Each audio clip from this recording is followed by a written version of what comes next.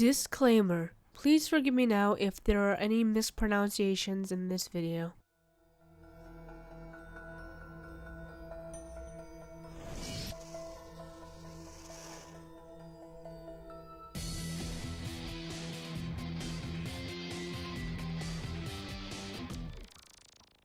The Croglin Grange vampire comes to us originally from the autobiography entitled The Story of My Life by Augustus Hare, which was published in 1894. He claimed that Captain Fisher had told him this extraordinary story connected with his own family. You see, the Fisher family owned a place called Croglin Grange. It was a one-story old, long, low hall in Cumberland, England, that sits on top of a hill where just below its slope was a equally ancient church. Having grown out of their house via family and finances, they rented out the property to a sister and two brothers, Amelia, Edward, and Michael Cronswell. It was during the hot summer of 1875 when throughout the house everyone was asleep except for Amelia. She sat propped up in her bed reading a book next to her window with the shutters open when she saw something strange down below at the church. There were two lights moving from the churchyard toward the house, and as they came closer they materialized into a dark figure. It traveled fast while approaching her bedroom window,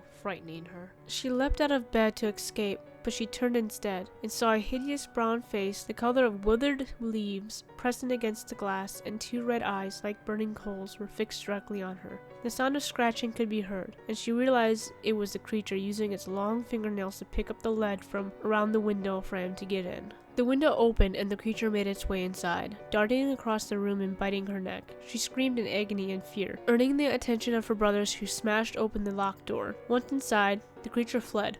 One of the brothers made chase, but the creature traveled great distances with leaping strides towards the churchyard wall, where it disappeared into the shadows. Amelia would pass off her attacker as an escaped convict from a lunatic asylum. She did recover from her wounds, but needed the time away, so they took a long vacation in Switzerland to recover. They would return the following spring, believing that the lunatics do not escape every day. One night in March, Amelia woke to the sound of long fingernails scratching at the glass of her bedroom window.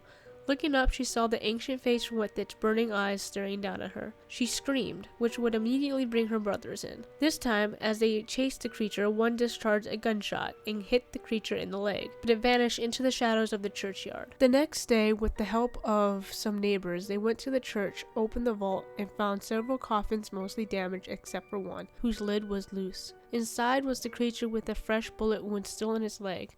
They removed the body, brought it outside into the sun, and it ignited. Their lives remained peaceful after this. So, is this story real or made up? Well, a few decided to investigate such a story. In 1924, Charles G. Harper based his opinions on his visit to the area, and he would come to the challenge Hare's book. Harper could find no place called Croglin Grange, and what two buildings were there didn't fit the description of the building in the story. Also, the nearest church was over a mile away, he claimed. However, even his account was challenged in the 1930s, when F. Clive Ross visited the area and found through interviews that the building known as Croglin Low Hall actually was the house referred to in Hare's story, and the chapel had existed near it for many years, its foundation stones still visible into the 1930s. In 1968, a psychic researcher, Scott Rogo, offered his assertion that the likeness of the story of the vampire of Croglin Grange showed too much similarities to the first chapter of Varney the Vampire, a popular vampire story originally published in 1847. He would make claim that the story of the vampire of Croglin Grange is a hoax. But again, Clive Ross would later discuss the case again with the residents of the area, who told him that there was a mistake in Hare's original account, that the story takes place not in the 1870s but in the 1680s, almost 2 centuries earlier. One of the interviewees he asked claimed to personally know the descendant of the Fisher family, and that they knew the story of the vampire from his grandparents. She would also reveal the deed of the property